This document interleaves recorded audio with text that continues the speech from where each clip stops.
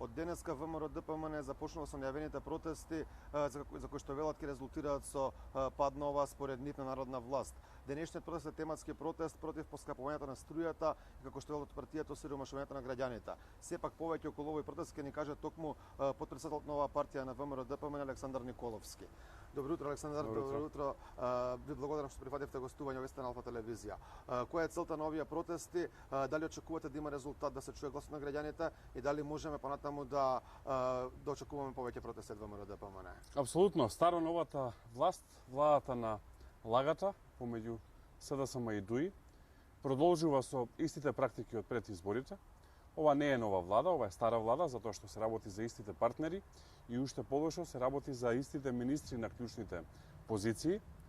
Во првите недели од формирањето на старо-новата влада ја поскапеа цената на струјата, што директно удира врз џебот на секој граѓанин во Македонија. Имајќи предвид дека ситуацијата е исклучително тешка заради економската криза предизвикана од корона кризата, како и лошите економски политики кои што ги води ова старо-нова коалиција, коалиција на лагата, имајќи предвид дека бруто домашниот производ падна за рекордни скоро 13%, највисоко во целиот регион, поскапувањето на струјата е директен удар врз граѓаните, особено е директен удар врз оние 40.000 луѓе кои што останаа без работа во овој период и некаде околу 30 до 50.000 на кои што им се заканува останување без работа. Поскапувањето на струјата е директен удар врз земјоделците, врз лозарите кои што гледаме не можат да си го предадат својот род, а оние кои што имаат среќа да го предават по исклучително ниска цена, рекордно ниска цена во Македонија.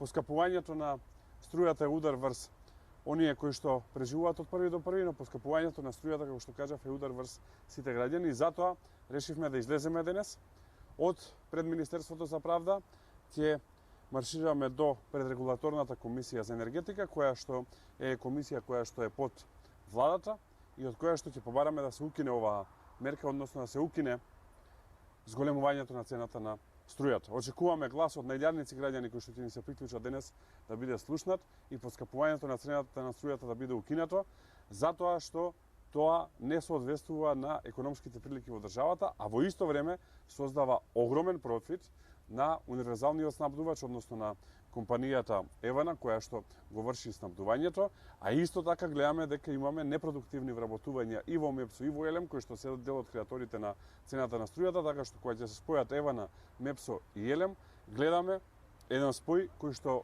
точно води кон зголемување на цената на струјата, но тоа не е реално зголемување на цената на струјата, тоа е зголемување за екстра профит и за нови непотребни партиски вработувања во институциите и затоа бараме да се укине зголемувањето на цената на струјата. Ги повикувам сите гледачи, сите кои што не гледаат, сите граѓани да ни се приклучат денес во 18 часот од пред Министерството за правда, ќе тргнеме кон регулаторната комисија.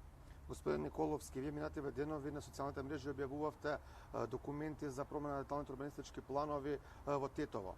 Според вас, тие, како што бевте вие, тие биле променети со дозвола од Министерството за транспорт и врски во рекорден рок, а вие видите дека тоа е со цел контроверзниот црногорски бизнисмен Дака да заработи 200 милиони евра. Власта во последниве денови како да молчи за овој случај. Според вас, зошто власта молчи и дали може да очекуваме наредниот период да се прошири овој случај? Се работи за мега скандал. Само еден ден после формирањето на владата, првата работа која што ја направи старо-новата коалиција на лагата и криминалот на СДСМ и ДУИ беше изгласување во општина Тетово на детален урбанистички план кој што на инвеститорот ќе му донесе профит од неверојатни, фантастични, незамисливи за било кој граѓанин 200 милиони евра, веројатно луѓе 100 животи да живеат не можат да ги заработат тие пари. Значи, прв ден после формирање на владата, прва одлука на мнозинството во општина Тетово, која што го имаат ДУИ и СДСМ, е овој детален урбанистички план. Што е спорно таму?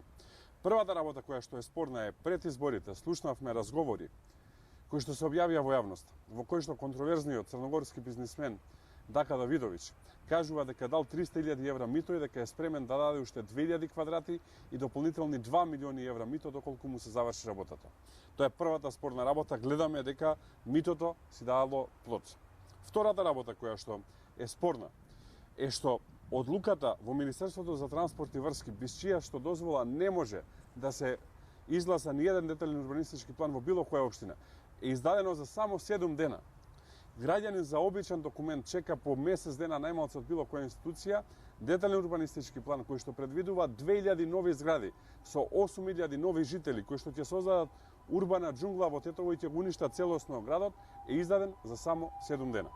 И третата исклучително спорна работа е на кого власта на СДСМ и ДУИ, оваа коалиција на лагата, дава вакви мултимилионски бизниси. Дава на главниот играч во регионот, кој што е против мирот и стабилноста во регионот, против стратешката ориентација на регионот за евроатлантска интеграција, против членството на сите овие земји од регионот во НАТО и во Европската Унија. Значи, на човек кој што се бори против стабилноста и против евроатлантската интеграција на регионот, власта на Ахмети и Заев дава 200 милиони евра бизнис и легитимно прашање, кое што еве до денес не добиваме одговор, скоро недела дена, и од Заев и од Ахмети, како на човек кој што се бори против стабилноста во регионот, против благосостојбата, против соработката, против евроатлантските интеграции, дали толкав бизнис и дали се свесни дека средствата кои што ќе ги добие од тој бизнис ќе ги користи кон нарушување на стабилноста во регионот. Имајќи предвид дека се представуваат за луѓе кои што им е блиска евроатлантската ориентација, имајќи предвид дека имаме консензус помеѓу клучните политички субјекти во Македонија за членство на Македонија во НАТО и Европската Унија, добро прашање да одговорат како на ваков човек дале бизнис, имајќи предвид дека знаеле, а и слушнавме дека и други интереси имале. Дали интересите се над се? Ние слушнавме дека во разговорите кои што беа објавени пред изборите, кои што ги потврди самиот Дака, дека тој финансирал пари за одржување на референдумот за промена на името во Македонија. А Зоран Заев пред некој ден кажа дека бил задоволен што во Тетово се градило меѓу на периферија. Дали според вас финансирањето на референдумот има поврзаност можеби со овој случај? Па јас колку што го познавам Тетово, не мислам дека е баш на периферија, се работи за една супер атрактивна локација, се работи за просторот на поранешен Шик-Јелак. Добро прашање за владата зошто не се обиде да го рестартира Шик-Јелак и таму се вработат луѓе наместо да се гради урбана џунгла. Сите овие прашања кои што и поставувате се легитимни, мислам дека и обвинителството треба да се позанимава со истите, да види дали она што беше објавено пред изборите има поврзаност со ова што се случува сега во општина Тетово и во Министерството за транспорт и врски.